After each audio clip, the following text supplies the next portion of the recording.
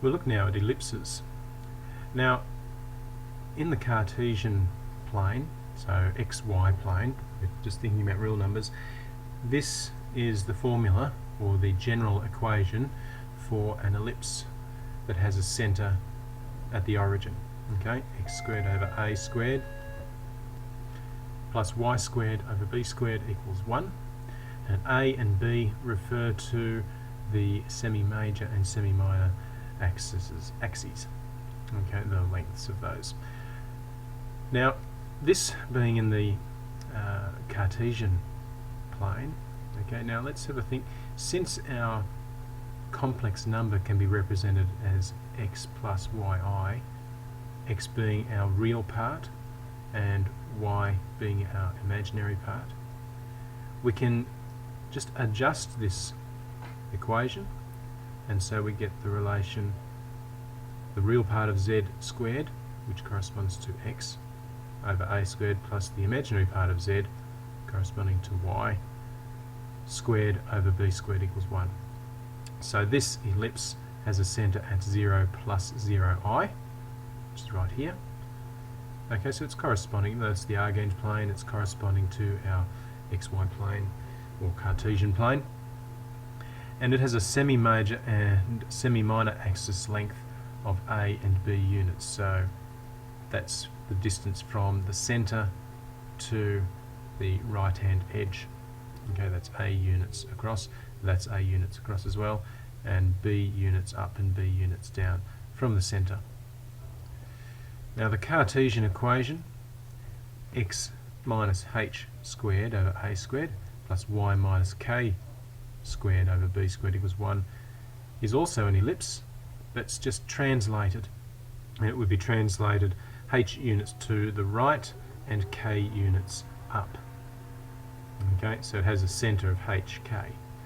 Thus the equivalent complex relation would be the real part of z minus h inside here, and the imaginary part of z minus k inside this set of brackets. And we'll have a centre of h plus ki. Let's look at some examples. Starting here, we're expressing 3 times the real part of z all squared plus 2 times the imaginary part of z all squared equals 36. Express that as a Cartesian equation of the form x squared over a squared plus y squared over b squared equals 1, and hence sketch the relation on the complex plane. So we're going to rearrange this equation to look like this, because when it's like this we'll know what the centre will be, okay, and what the axes lengths will be as well. Alright, so to solve that we're letting x equal the real part of z and y be the imaginary part of z, so that it just makes that a little bit easier to write, a bit shorter to write. So we've got 3x all squared plus 2y all squared equals 36. Squaring those out, we have 9x squared plus 4y squared equals 36.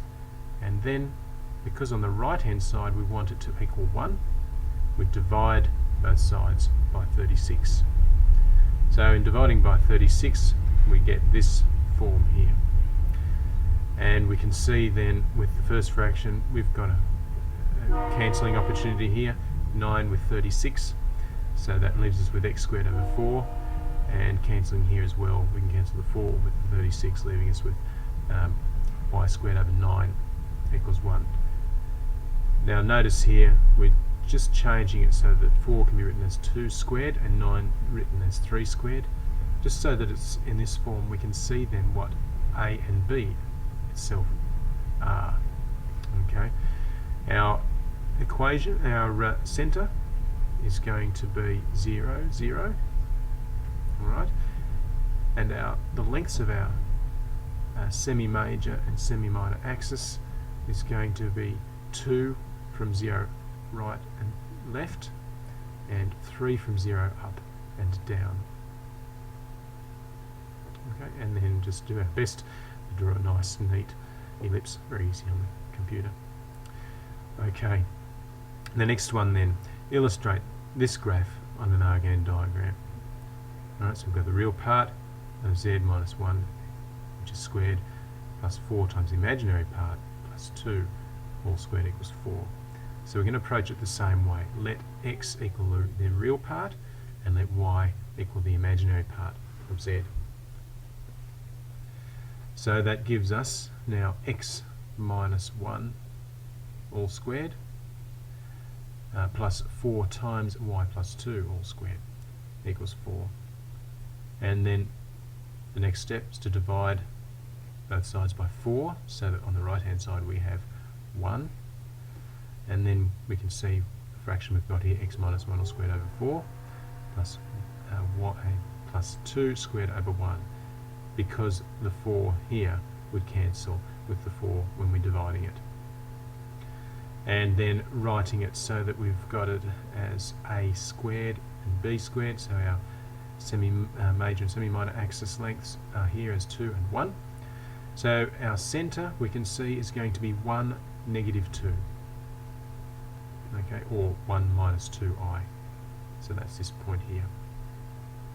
And from that point we move to the right 2 units, so from 1 to 3, and then from 1 to negative 1, so that's 2 units either side of the centre because of this value here.